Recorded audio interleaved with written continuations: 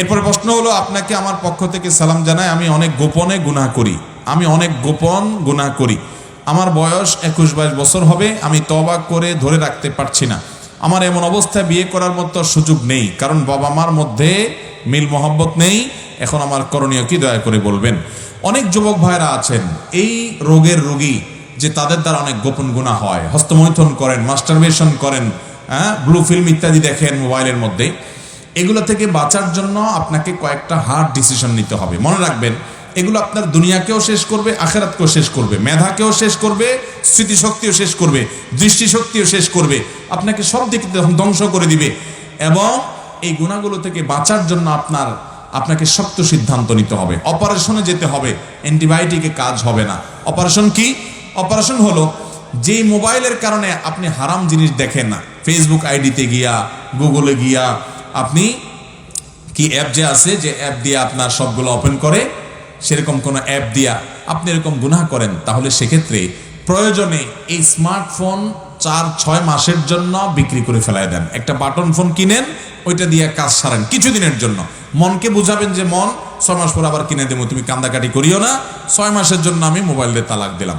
এরকম যদি 4-6 মাসের জন্য মোবাইলকে ছেড়ে দিতে পারেন, ইনশাআল্লাহ আপনি হিম্মত করে করেন, দেখবেন আল্লাহ তাআলা আপনাকে বাঁচায় নিয়ে আসছে। চোখের গুনাহ যেখানে হয় সে জায়গায় যাবেন না, তাহলে আস্তে আস্তে নিজেকে নিয়ন্ত্রণ করতে পারবেন। এবং আমাদের তরুণ বন্ধুরা, বেশিরভাগ তরুণরা এই গুনাহগুলোতে আজ আক্রান্ত। এগুলার চূড়ান্ত সমাধান হলো বিয়ে শাদী। কিন্তু বিয়ে শাদী তার বললেই হয় না, উপার্জন করবেন, কমপক্ষে মহরের টাকা জোগাড় করবেন, তারপর বিয়ে শাদী হবে। তারপরে যারা মুরব্বীরা আছেন তাদের কর্তব্য, এই যে ছেলেফেলেরা প্রশ্ন দিচ্ছে, মুরব্বীরা যারা আছেন তারা একটু প্রশ্ন শুনে কিছুটা শিক্ষা গ্রহণ করার চেষ্টা করেন। পোলাপান কত গুনাহের ভয়াবহ সাগরে তারা হাবুডুবু খাচ্ছে। অনেক বাবা আছেন জানছেন না আপনার ছেলে গুনাহে লিপ্ত, আপনার মেয়ে গুনাহে লিপ্ত, আপনি জানেন না। ফিতনার সময় চলছে, অতএব উপযুক্ত হলে তাদেরকে বিয়ে দিতে কোনো গড়িমসি করবেন না। যত দ্রুত সম্ভব তাদেরকে বিয়ে দেওয়ার উদ্যোগ নেবেন। যুবক পোলাপানের মিছিল দেখে অন্তত বোঝার চেষ্টা করেন। আল্লাহ রাব্বুল আলামিন আমাদের মুরব্বীদেরকে হেদায়েত দান করুন। তাদের সন্তানদেরকে উপযুক্ত হলে বিলম্ব না করে বিয়ে দেওয়ার ব্যবস্থা করুন। সন্তান কি খাওয়াবে এই চিন্তা নিয়ে টেনশন, তো একটা সহজ পলিসি বলি বাবারা। ঠিক আছে, সন্তান এখনো ছাত্র মানুষ, পড়ালেখা করবে, এরপরে চাকরি বাকরি করবে, ব্যবসা বাণিজ্য করবে, তারপরে বিয়ে শাদী করাবেন, এই চিন্তা করছেন তো। এখন তো সে বিভিন্ন মেয়েদের ফাঁদে পড়ে গুনাহ করবে, জেনা করবে, গুনাহ আপনারও হবে।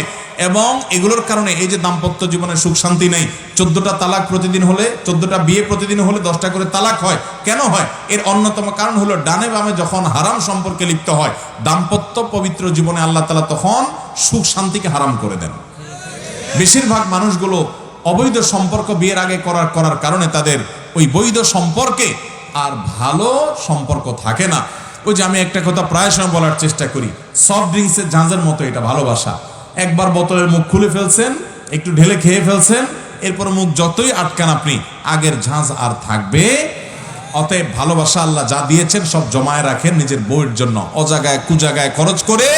এরপরে আসল টাইমে দেখবেন যে ভালোবাসার পুঁজিতে টান পড়ছে। অতএব যুবকরা 2 নম্বর পথে যাবেন, সব জমা করে রাখেন বউয়ের জন্য, এবং ওইরকম একটা বউ খুঁজে রাখেন যে সব জমা করে রাখছে তার জামাইয়ের জন্য। তাহলে ইনশাল্লাহ বেটে বলে হবে। আর না হলে দুইজনেরই পুঁজির টান আছে, দেখবেন যে ভালোবাসা জমে না। কদিন পরে একজনের ক্যাবলা একদিকে, আরেকজনের ক্যাবলা আরেক দিকে। চায়না মাল যতটা লাস্টিং করবে আপনাদের বিয়ে ততটা লাস্টিং করবে, চায়না মালের চাইতে খারাপ হয়ে যাবে। অতএব মুরব্বীরা, বাবারা, ছেলে মেয়েরা নষ্ট হয়ে যাচ্ছে, বোঝার চেষ্টা করেন। এজন্য অল্প বয়সে তাদের বিয়ে দেন। যেটা পলিসি বলতে চাইছিলাম ভুলে গেলাম, সেটা হলো যে ছেলে এখনো পড়াশোনা করছে, মেয়ে এখনো পড়াশোনা করছে, এখনো বিয়ে আপনি দিতে চাচ্ছেন না, হয়তো মাত্র তার বয়স 19, 20, 21, 22, ঠিক আছে, আরো পরে বিয়ে দিবেন, সে চাকরি বাকরি করুক, মহরের ব্যবস্থা করুক, ভালো কথা। একটা বুদ্ধি করতে পারেন, সেটা হলো এই ছেলে তলে তলে অন্য মেয়েদের সাথে হারাম রিলেশন করবে, আপনার প্রেমের নামে 2 নম্বরই করে বেড়াবে, আর মেয়েরাও এরকম হারাম সম্পর্ক করবে। কোনো না কোনোটা ক্ষেত্রে হয়তো এরা করবে। বেশিরভাগ ছেলে মেয়েরা আজকাল আক্রান্ত।